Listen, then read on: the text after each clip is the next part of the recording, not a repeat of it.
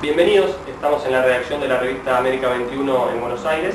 Hace pocas horas nomás que salió a las calles el número de junio, que lleva como título de portada Pesca en el Sur, acompañado de una caricatura del presidente de los Estados Unidos, Barack Obama. Tanto la tapa como la nota principal de la edición de Luis Bilbao dan cuenta de lo que ha sido la constitución de la Alianza del Pacífico, este organismo conformado por México, Colombia, Chile y Perú, y de cuál es su relación con el otro proceso que se viene dando desde hace más de una década en América Latina, el proceso de convergencia, de integración regional, que ha dado fruto a los organismos como UNASUR, antes el ALBA, también y por último lo que ha sido la CELAC.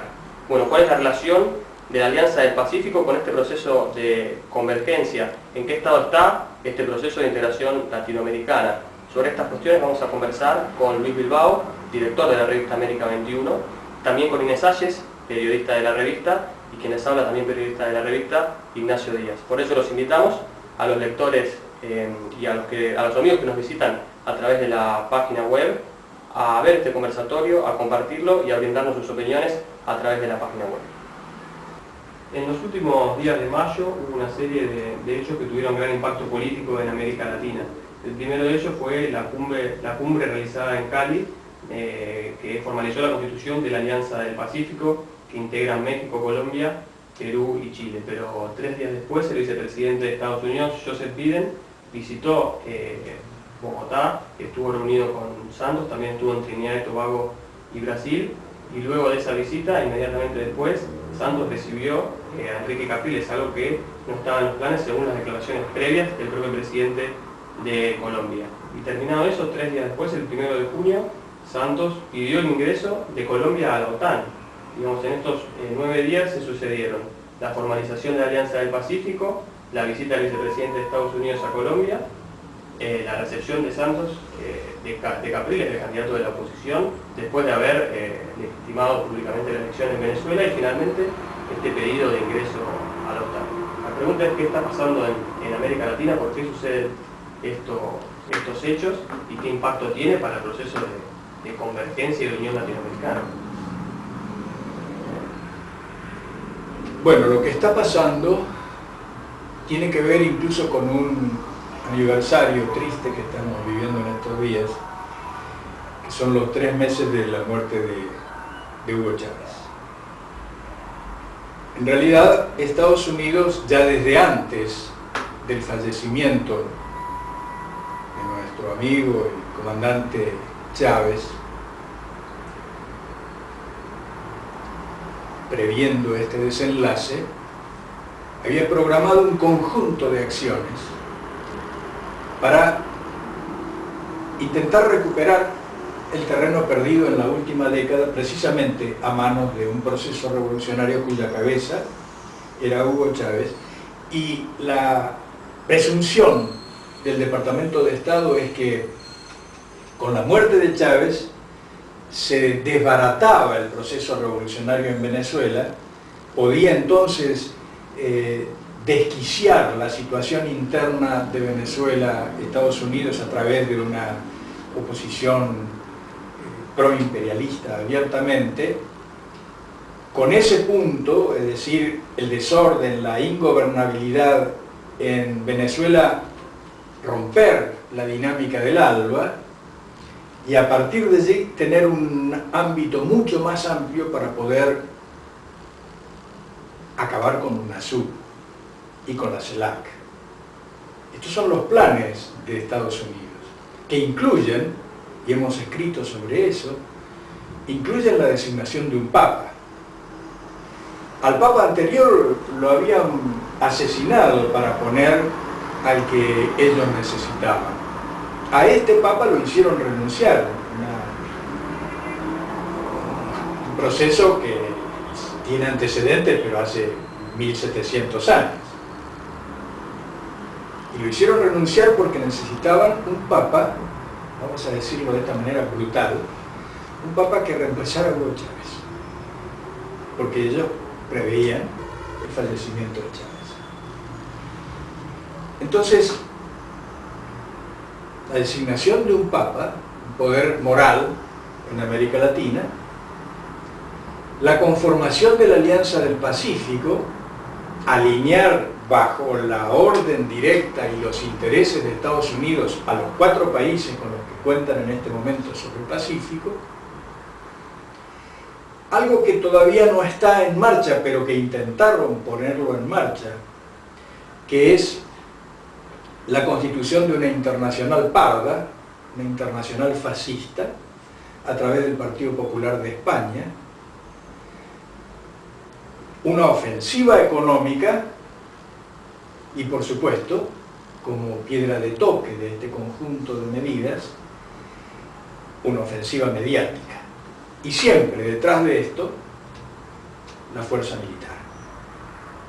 Este conjunto de recursos para recuperar el protagonismo y la hegemonía perdida de Estados Unidos en América Latina estaba basado en la presunción, la certeza de que la revolución bolivariana no se iba a sostener, que el ejército se iba a dividir, la Fuerza Armada se iba a dividir, que el Partido Socialista Unido de Venezuela iba a estallar.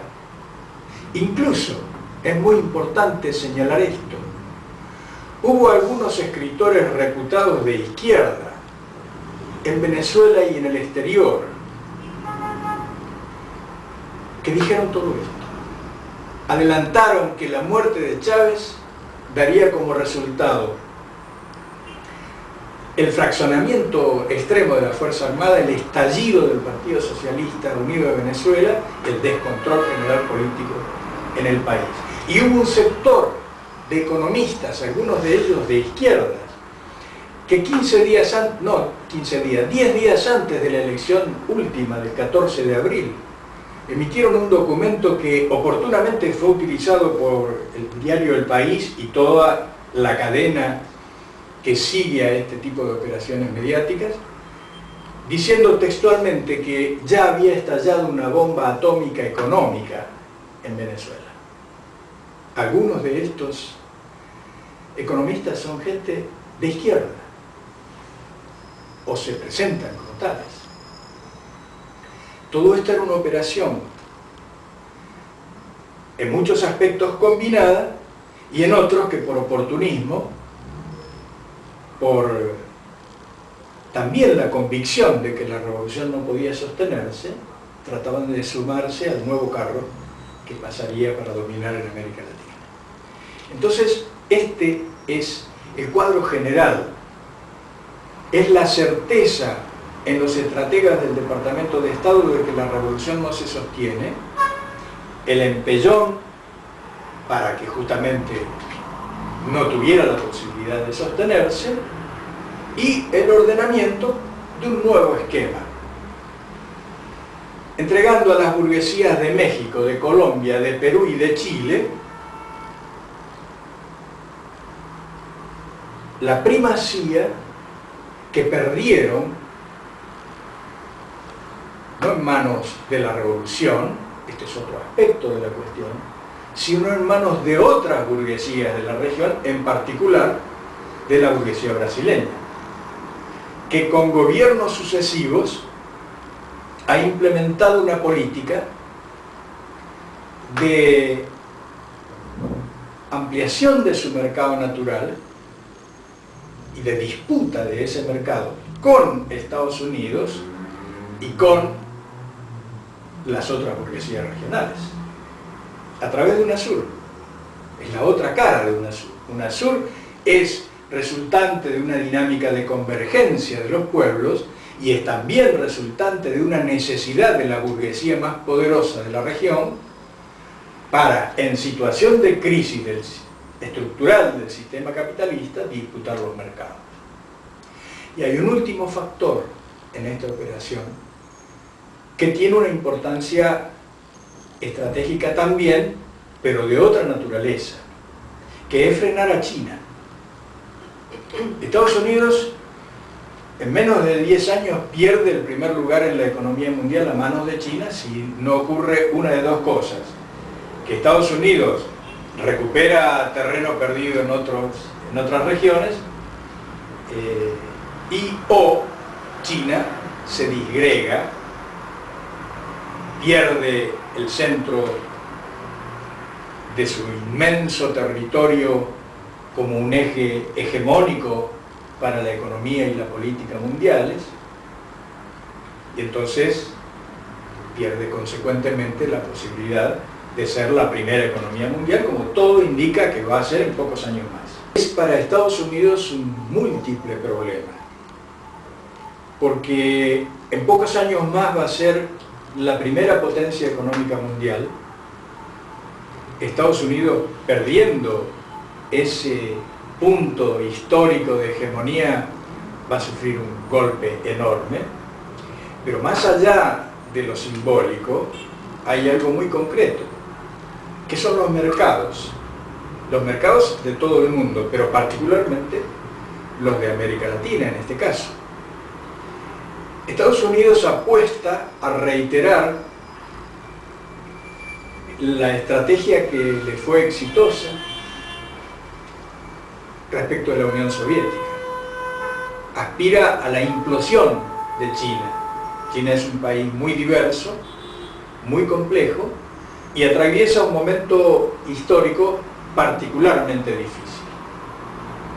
Entonces, Estados Unidos apuesta a que Estados Unidos estalle internamente como la Unión Soviética y deje de ser la gran potencia y deje, por tanto, de disputarle la primacía mundial en todos los terrenos.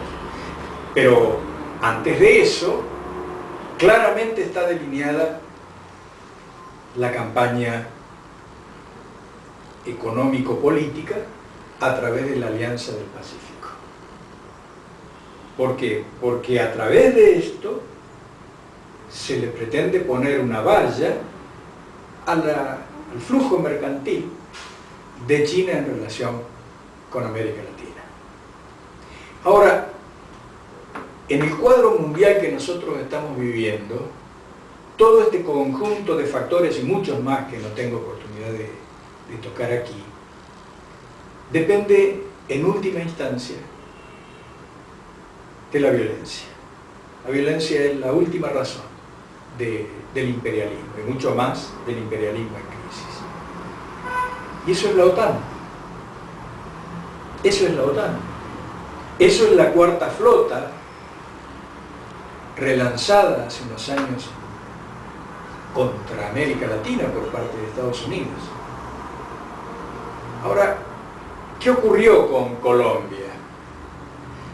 No sabemos todavía con exactitud, porque después de esa escalada que señalabas, Ignacio, hubo un retroceso bastante degradante de parte del gobierno colombiano, a través del presidente y del ministro de Defensa.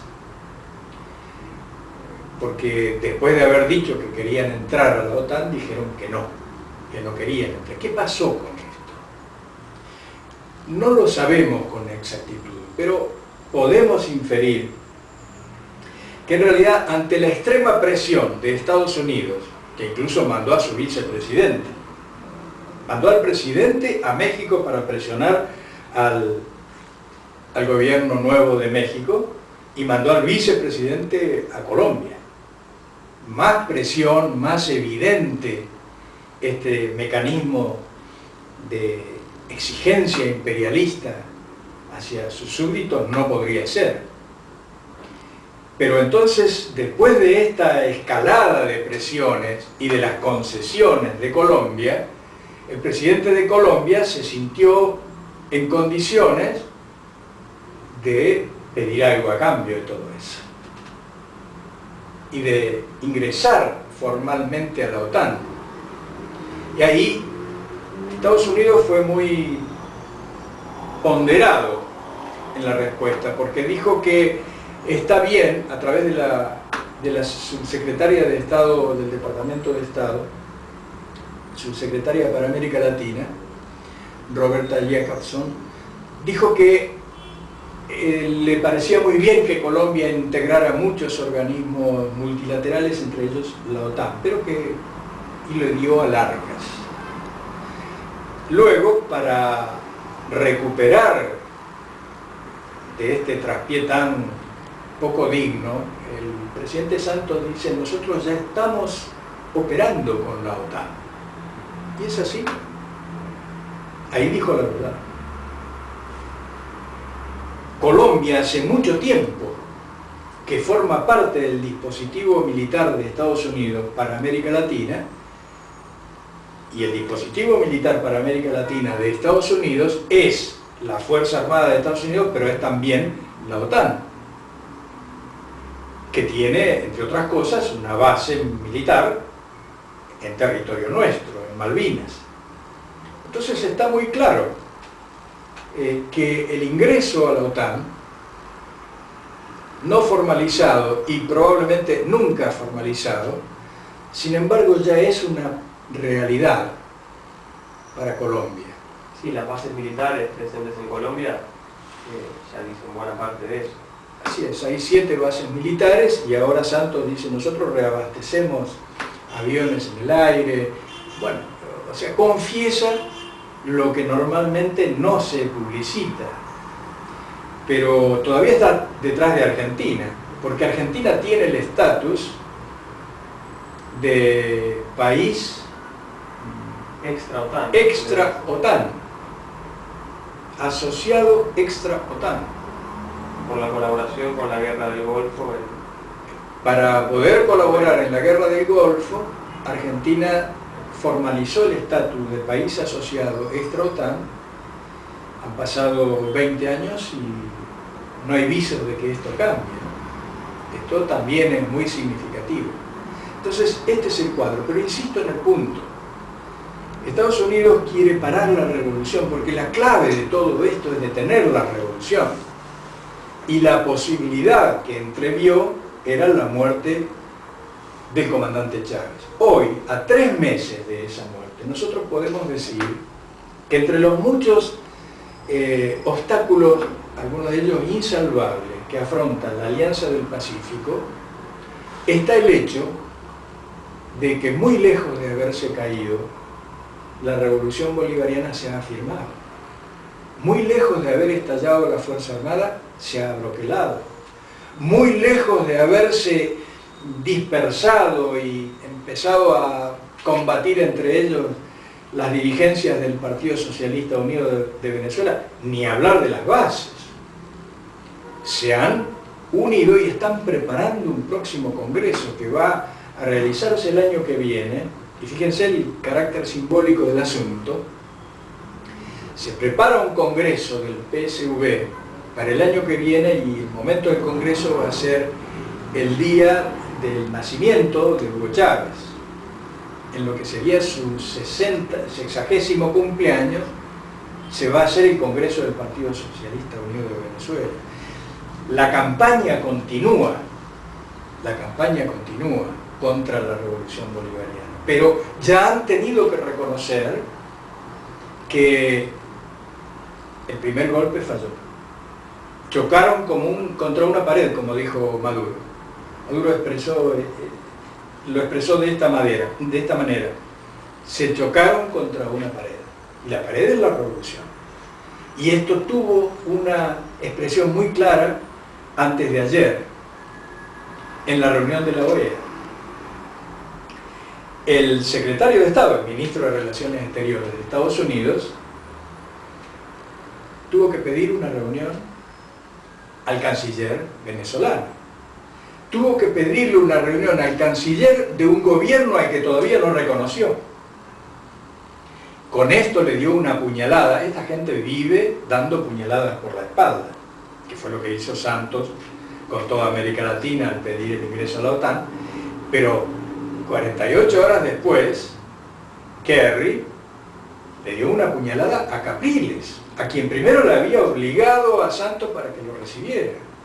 Pero como eso falló también, bueno, pues tuvo que reconocer formalmente al presidente Nicolás Maduro, a quien, cuando terminó la reunión, le mandó saludos, llamándolo así: envíele mis saludos al presidente Nicolás Maduro. Yo sospecho, no lo sé por supuesto, y a lo mejor es solamente una maldad mía, pero sospecho que Elijah Jawa podría haberle sugerido al señor Kerry que para que la reunión se hiciera debía terminar con un saludo de él a Nicolás Maduro. ¿Quién sabe? ¿Y qué rol cumple el ALBA, la CELAC, UNASUR para impedir esta arremetida imperialista de la Alianza del Pacífico? Bueno, son distintos planos, muy distintos. UNASUR y CELAC está compuesto por los países que integran también la Alianza del Pacífico. Es decir, que ahí hay una fractura objetiva. Una fractura que puede ahondarse o puede soldarse en el próximo periodo, o puede mantenerse como está. Pero en todo caso, es una fractura que limita las posibilidades de UNASUR y las posibilidades de la CELAC. Esto hay que decirlo con toda claridad. Es una gran victoria haber conseguido UNASUR, una victoria mayor haber alcanzado la CELAC. Pero está claro que esos conjuntos, esos bloques, integran a fuerzas muy diversas. Y esto se manifiesta en este tipo de... En cambio, la Alianza Bolivariana para los Pueblos de Nuestra América, ALBA, es otra cosa. Y fue la que primero reaccionó para enfrentar el pedido de Colombia de ingreso a la OTAN. Y entonces hubo una reunión explícitamente hablando sobre el tema de los presidentes Nicolás Maduro y Evo Morales en Cochabamba, y allí se programó una reunión del ALBA para el 12 de julio próximo. Esa reunión del ALBA, además, va a convocar a partidos y movimientos sociales de toda América Latina. Y cuando esto se puso en movimiento, inmediatamente también reaccionó UNASUR, o por lo menos el sector de UNASUR, que no está directamente comprometido con la Alianza del Pacífico. Y lo hizo por su mecanismo más trascendental en el sentido del que estamos hablando, porque fue el Consejo de Defensa de UNASUR el que comenzó el trámite para reunirse.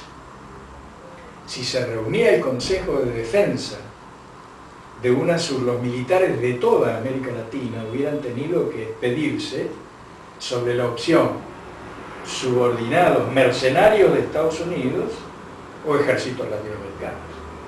Y Estados Unidos no tenía muchas chances de ganar allí, incluso si hablamos de los países integrantes de la Alianza del Pacífico. Dejaría de lado, sí, el ejército colombiano en este caso, pero los demás, muy difícil, muy difícil. Y aquí tenemos entonces el cuadro posterior a esta reunión. Estados Unidos pudo formalizar la Alianza del Pacífico. Esta es una victoria política de ellos. Pero inmediatamente hubo una contrarréplica del ALBA, encabezado en este caso por Venezuela y Bolivia, y va a seguir desplegándose con el conjunto de los países del ALBA, e impactando inmediatamente sobre UNASUR, a través del Consejo de Seguridad de UNASUR. Entonces, Estados Unidos empieza a verificar las dificultades que yo creo que le van a resultar finalmente invencibles en su propio campo aliado, que tiene otras manifestaciones, porque luego de esto el presidente de Chile viajó a Washington. No están ahorrándose ningún gesto. Incluso el señor Piñera, yo creo que traspasó los límites elementales de la dignidad de su cargo cuando le pidió a Obama sentarse en su sillón. Y hay una foto donde se lo ve tan feliz por sentarse en el sillón del imperio, que yo como latinoamericano y por lo mismo chileno, por mucho que mi nacionalidad formal sea argentino, yo me siento latinoamericano y en tanto de eso chileno, uruguayo, brasileño, me siento avergonzado porque un presidente chileno pida por favor sentarse en el trono del emperador. Bueno, cada uno con lo suyo, pero él va a pagar esto. Claro, él ya sabía que lo iba a pagar, porque no es con esto que perdió la elección próxima de Chile. Pero en Chile va a haber un nuevo presidente o una nueva presidente en pocos meses más. Y entonces ya Estados Unidos no podrá contar claramente con Chile. Pero los otros puntos de apoyo, México. En México acaba de ganar las elecciones el Partido Revolucionario Institucional, que no es revolucionario y es difícilmente institucional, pero que en todo caso tiene el peso importantísimo que tiene, porque continúa simbolizando la trayectoria de la Revolución Mexicana. Y no es lo mismo para la política estadounidense en relación con México un presidente del PAN que un presidente del PRI. Porque si el presidente del PRI adopta pública y formalmente las mismas políticas del PAN, pues dejará de ser presidente él también. Porque la situación en México es sumamente seria, interna. Y queda todavía un país. ¿Alguien cree de verdad que el presidente peruano podrá continuar llevando el pragmatismo hasta el punto, no diría de pedir que le presten el sillón de Obama por un ratito, sino sencillamente de mostrarse como una prolongación del Departamento de Estado en Perú? Bueno, si él lo hiciera, yo dudo que lo vaya a hacer, pero si él lo hiciera, sencillamente perdería la estabilidad interna. De manera que, si bien la CELAC y UNASUR no tienen una gran capacidad de acción efectiva inmediata y visible para poder enfrentar esto, en realidad constituyen un conjunto que hasta el momento a Estados Unidos se le hace inabordable. Y la clave está en el otro aspecto, porque UNASUR, CELAC, son instancias gubernamentales y a menudo los gobiernos no representan de verdad los intereses y los sentimientos de los pueblos. Entonces, la cuestión es si, desde el ALBA, desde la Revolución Bolivariana, desde el conjunto de fuerzas comprometidos con una revolución, hay que decir la palabra con todas las letras, revolución quiere decir dar vuelta a todo. Y lo único que cabe en este marco de crisis estructural violentísima del sistema capitalista mundial y los efectos de ofensiva brutal en todos los planos, pero también militar, del imperialismo en crisis, lo único que cabe es dar vuelta a todo. Entonces, si quienes estamos dispuestos en toda América Latina a dar vuelta a lo que hay que dar vuelta, es decir, todo, alcanzamos las instancias de acción conjunta, de definición y aplicación de una estrategia común. Bueno, con el nombre de CELAC, con el nombre de UNASUR o como sea, el proceso se encaminará en contra de la voluntad de Estados Unidos. Falta todavía, sin embargo, eso. Esta próxima elección, esta próxima reunión del ALBA en Guayaquil, el 12 de julio, tiene una importancia trascendental en este sentido. Y yo no tengo dudas, quiero decirlo sobre todo a mis compañeros militantes del amplio arco de la izquierda latinoamericana. Yo no tengo ninguna duda de que las cabezas del ALBA, van a trabajar en este sentido. Se confunden los partidos e intelectuales de izquierda que tratan de aprovechar las dificultades de este momento para ocupar un lugarcito. No lo van a ocupar y van a quedar en la historia como agentes de la disociación, de la confusión, pero nunca como verdaderos dirigentes de una transformación profunda. Creo que eso es lo que tendríamos que transmitirle a nuestros compañeros de toda América Latina y, por supuesto, esto es lo que va a continuar llevando a cabo la revista América 21. Digamos de alguna manera que está en juego en completo el proceso de convergencia latinoamericana que se ha venido viviendo hasta ahora. El cuadro sería ese, ¿no? De un proceso o de un intento de revertir directamente este proceso de convergencia latinoamericana. Está en un punto crucial. Está en un punto donde tiene que confirmar que continúa la dinámica de convergencia o empieza a retroceder. Vamos a ver signos de las dos cosas en el próximo periodo. Nadie se debiera confundir ni asustar por los pasos que pudieran sucederse en el futuro inmediato.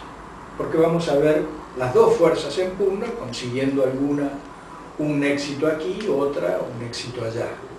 Pero lo que importa es la dinámica general, la resultante de este juego de confrontaciones de fuerza.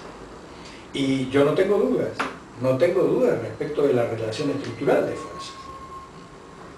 No tendría dudas si el capitalismo no estuviera en crisis, pero además, con el capitalismo en crisis, lo que estamos viendo en toda América Latina es la disolución o agonía con mayor violencia o menor violencia de todas las estructuras políticas y sociales de la burguesía, y al mismo tiempo la pugna por el nacimiento y consolidación de fuerzas políticas y sociales de los trabajadores y los pueblos.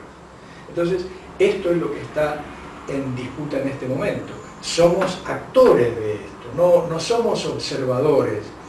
Y además tenemos la inmensa fortuna, y ustedes, los más jóvenes, mucho mayor que la de quienes somos menos jóvenes, porque el accionar de las generaciones actuantes en este momento pesará en la historia.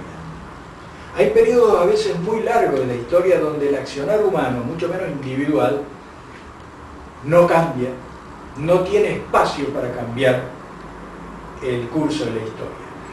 Pero en este periodo exactamente lo contrario es verdad. El hecho de que hagamos o dejemos de hacer, que hagamos en un sentido o lo hagamos en el otro, cambiará el curso de la historia. Y yo, por supuesto, confío en que lo vamos a cambiar en el sentido positivo.